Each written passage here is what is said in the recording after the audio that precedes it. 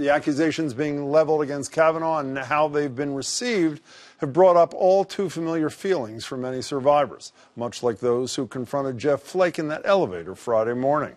You're telling all women that they don't matter, that they should just stay quiet because if they tell you what happened to them, you're going to ignore them. That's what happened to me, and that's what you're telling all women in America. Over the past week, calls into rape crisis centers have surged, with people sharing stories of assaults, both recent and decades old, along with their fears of not being believed, not to mention possible retribution for speaking out. It's clear that it takes a lot of courage for a survivor to come forward, especially when the person you're accusing is rich, powerful, or well-loved. Heather Crowe Conner was one of too many women who've had to make that leap when several years ago she accused tennis legend Bob Hewitt of abusing her starting when she was just 14.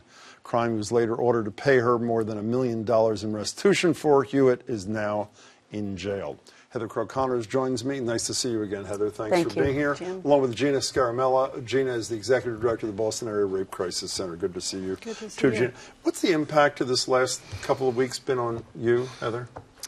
Wow. Well, I like to listen to the news and I like to be abreast of things, but I could not listen to testimony on the radio driving back and forth to work, and I did catch a little bit one day, and it just sent me into a tailspin for the main issue of not being believed or not being heard and having that voice and wanting to speak up.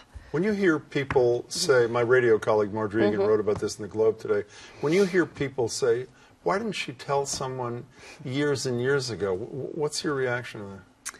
My reaction is everybody's timing for telling something is just so different. I didn't want to tell anybody ever, but through various circumstances, I just had to tell.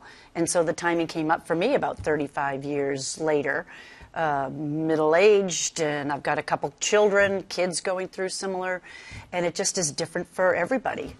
What's things like at work these days? It's been intense. We How had so? we had about a 400% increase in calls on Friday, and continued at about 200% over Are the you weekend. surprised? Marjorie Egan and I on the radio have gotten, there's not been one day since this started where we have not had someone call us who on the radio is coming out for the first time about this, says, you know, it happened 20 years ago, 30 years ago, whatever, I've never told.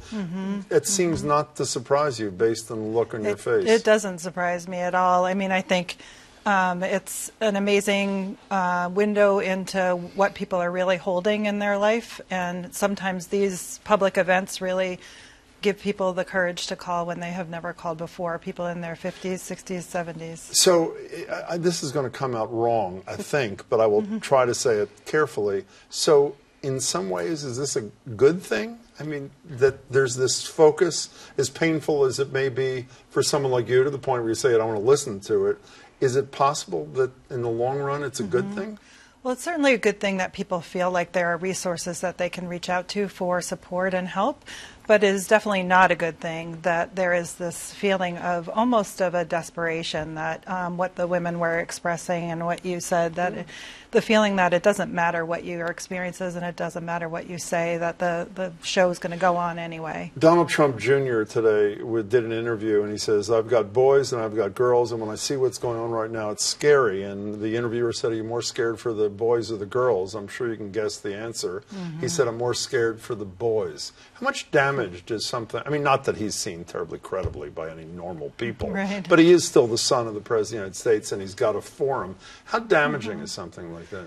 Well, I think what he's pointing to is really the challenge to the status quo, that really if you're white and male, you can do whatever you want, and there shouldn't be a questioning of that. And that's really what's on the table here, is are we allowed to question that? As difficult as this was for you, Heather, do you think this is yet more progress when more people do have the courage or feel the support to speak out, when America talks about this, when some men hopefully do a little self-examination kind of thing? Is that good, or are these experiences so painful? I think it's got to be considered good. I mean, maybe for your own self as a human and living, maybe trying to live from under a secrecy, which secrecy typically brings about a shame. and trying to live your life with family life and professional life with shame hanging over you, when why would there be shame? But there is if you have a secret. And I think it gives other people courage. And we're not talking about just women, though. I feel like men and women have been hurt by people. And, of course, we've seen that through many situations. You know, one of the things, I was talking the other night, I had the lead prosecutor from the Cosby case here, Kristen Gibbons-Fedden, and she believed Professor Ford. And I asked her, she talked about progress, and not only from Cosby going to jail, but based on these Kavanaugh hearings. And I said, but if it turns out after all this Kavanaugh is confirmed, does that undo all the benefit that you think is accrued? And here's what she had to say. I hope not. You know, you don't always get a conviction, whether it's criminal, or you don't always get the result that you want. But it's the bravery of the victim and the survivor coming forward, I think, that should, I hope, keep survivors' hope alive. I hope that's true. Do you believe that's true?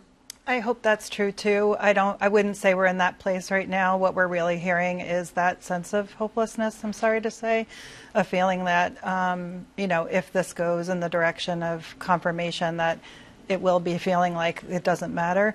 I don't think that takes away from what Dr. Ford did and her courage, and that people will take that with them. Do you agree with that? I mean, we are all so busy, and it seems, you know, everything is a black and white kind of thing. And I worry, too, that people will say, well, if 51 people vote to confirm Judge Kavanaugh, they're essentially saying, I don't believe that woman, I'm disregarding what, even if that's not the, do you worry about that? I do worry, and it would be disappointing because I feel like we should be finding people who are strong, good, moral characters, and I just strongly believe that people should be, I don't know, heard and believed. I've had so many friends, people who can't speak out for whatever reason. It's family or there's people deceased, and they're in anguish about this. So they'll never get the feeling of, like I did, and I actually was believed. My story was believed, and I just feel so much for people, and they can take some solace in the fact that, you know, that good overcomes evil.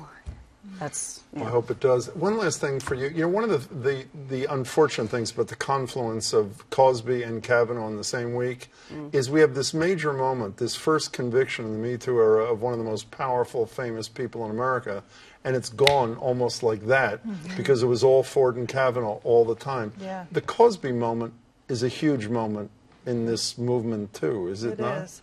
Yeah, I mean, holding very powerful people accountable for their behavior when there has been almost disregard for, you know, for his accusers over a long period of time. Is that empowering for the world in I which hope you so. work too? Like you said, it's pretty drowned out right now, but yeah, it will be, because I mean, holding people to account in our legal justice system does not really happen much.